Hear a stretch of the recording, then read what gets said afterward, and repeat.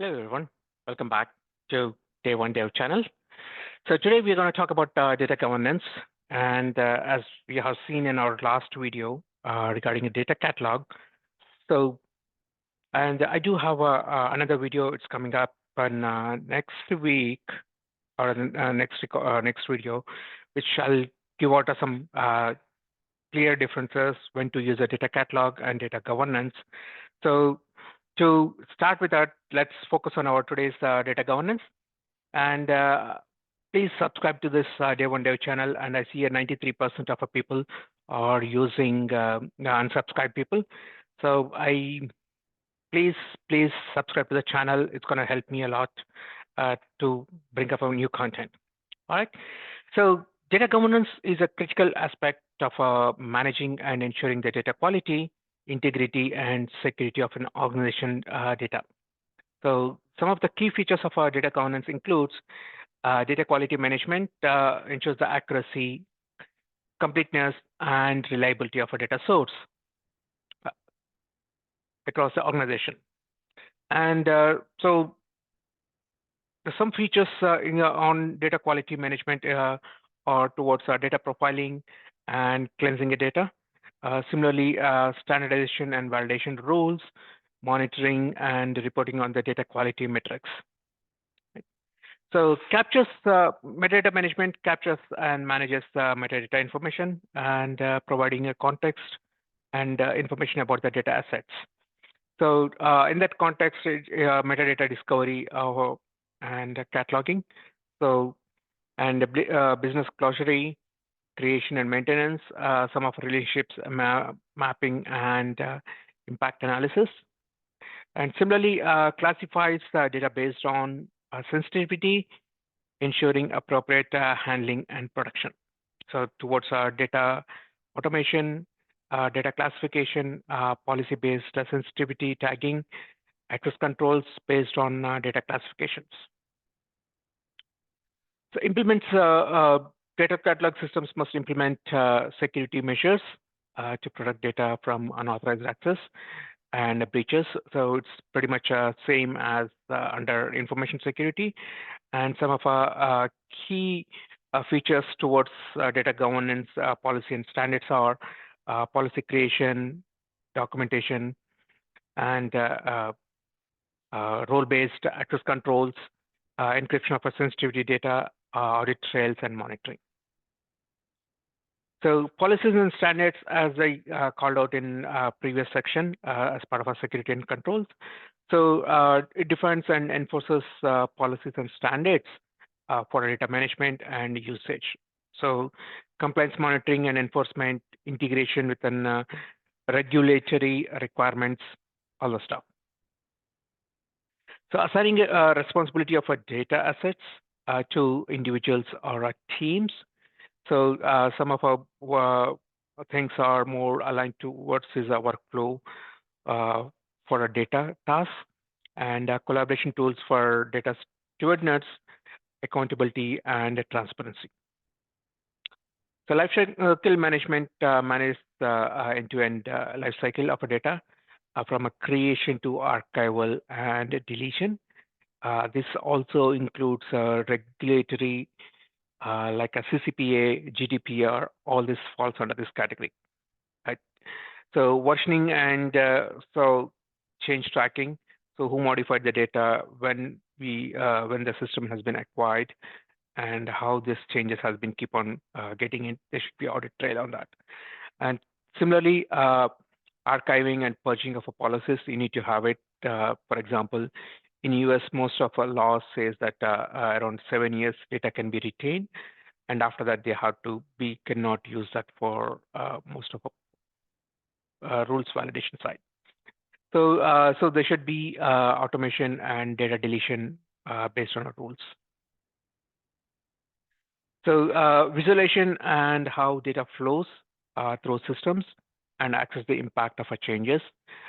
This falls under data lineage and tracking, impact analysis tools, visualization of our data relationships. Right? So technically, you can also call this as a mind mapping towards data relationships. And this is where ensuring consistency and accuracy of a master data across the organization.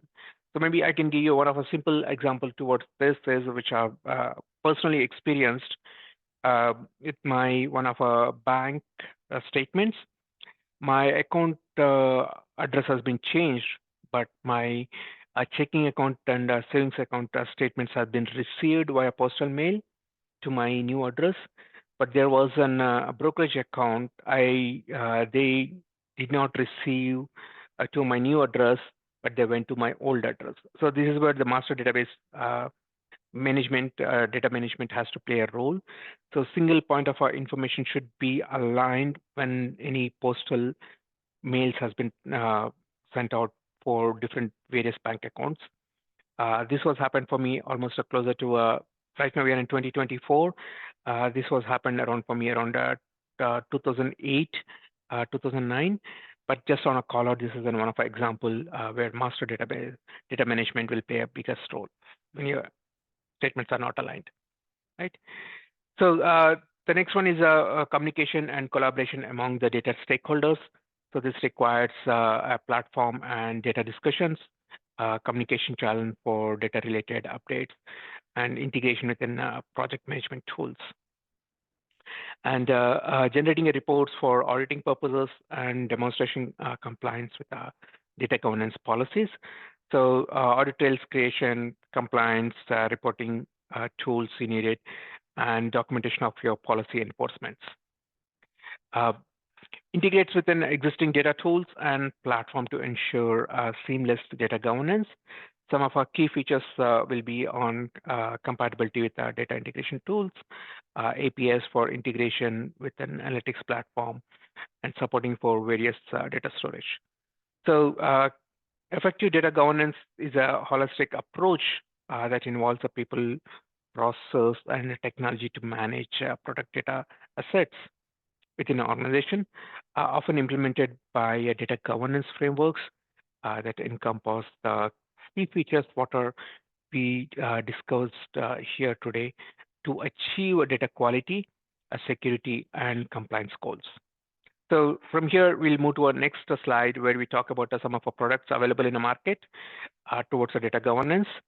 And the first one comes to, based on my knowledge, several data governance tools and platforms are available in the market, and each of them varies features and based on your organizational goals to manage and govern your data effectively. So some of them notable are governance tools are one of them starts with an open trust data governance. This platform provides a range of capabilities for data discovery, classification, and governance to support compliance efforts. So as part of One Trust data governance helps you to data classification. When I call out the data classification, for example, if you are using a driving license, the driving license number should be as sensitive and date of birth should be considered as sensitive. Similarly, what are the national country numbers that has to also be sensitive, right? So, but the first time, last time, most of the people, they broadcast it in their public or social forums, but still you have to keep that as a sensitive information, especially because if someone knows your information, they can open your credit cards on your name. And going to another similar product, it's Data IQ, which is a module part of a Data IQ DSys platform, providing similar to a One Trust where it supports and the extra feature they have given out as part of this platform is it has a good integration with the data science workflows. So it's a pretty good collaborative with the data catalogs, and it's runs over role-based access controls. And the good part, the IQ data governance is a more integration with the machine learning and analytics platforms. Okay, Alation, this is already we have seen product in a data catalog, and it also focus on collaborative data cataloging and data intelligence, helping organizations to discover, understand, and use of their data effectively. Similarly, this has a pretty good data governance dashboards compared to other products, what I've seen. And coming to the Informatica, as usual, they have their because they are pretty big in intelligence and ETL tools, and so that's where the Informatica plays in one of the biggest player. If you're aligned towards Informatica stack, this plays in the biggest role, and they also have a SaaS-based solutions and supports on cloud platforms too.